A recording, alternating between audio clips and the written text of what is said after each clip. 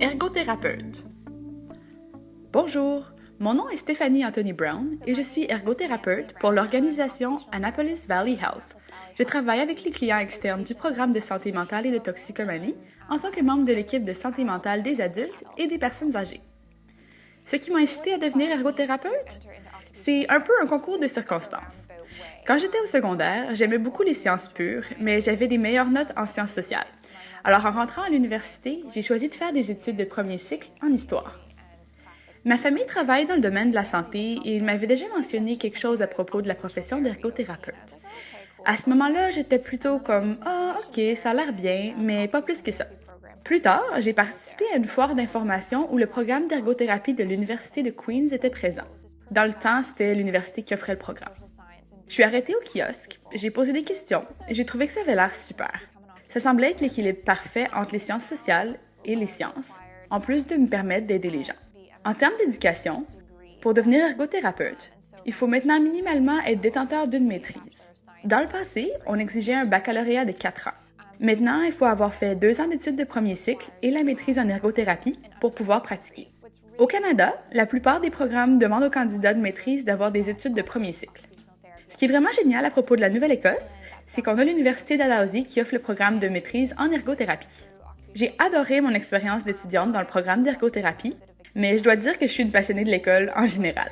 J'adore apprendre, je crois que je vais être une éternelle étudiante. Selon moi, c'est une bonne chose, parce que dans le domaine de la santé, il y a continuellement des nouvelles informations et pratiques qui sortent, et les professionnels du milieu sont donc en apprentissage constant. Il faut toujours être prêt à travailler et veiller à ce que nos habiletés et connaissances restent à jour. J'ai rencontré quelques défis dans mon expérience scolaire parce qu'il y avait quelques sujets qui étaient complètement nouveaux pour moi, comme l'anatomie et quelques classes de sciences. Mais pour la majeure partie, j'ai eu une expérience superbe. Très souvent, on devait travailler en équipe et faire des groupes d'apprentissage. C'est la même chose sur le marché du travail, dans beaucoup de milieux dans lesquels les ergothérapeutes sont appelés à intervenir. En tant qu'ergothérapeute, on peut travailler dans différents milieux et auprès de différentes clientèles, alors il n'y a pas vraiment de journée standard. Ça dépend vraiment de l'endroit où tu travailles.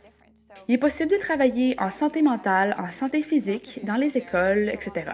Les descriptions de tâches sont complètement différentes selon les postes, alors une journée typique, je crois pas que ça existe pour nous. La plupart des postes en ergothérapie nous amènent à travailler en équipe. Il faut être prêt à avoir des sessions de mentorat et partager nos expériences avec d'autres ergothérapeutes et divers professionnels de la santé.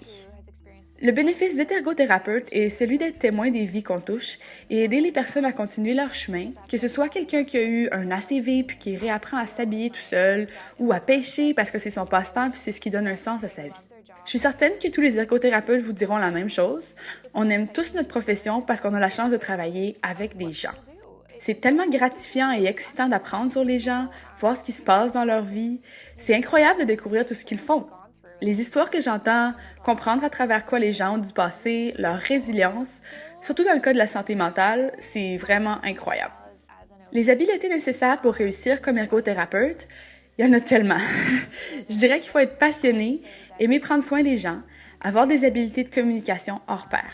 Si vous êtes prêt à faire des efforts, à travailler dur, si vous avez la capacité d'avoir une vue d'ensemble et comprendre la situation holistique et globale d'un client, pas seulement voir la personne, mais voir son bagage, ce qu'elle apporte avec elle, son état d'esprit, son environnement, les activités qui la définissent, alors vous serez un bon ergothérapeute.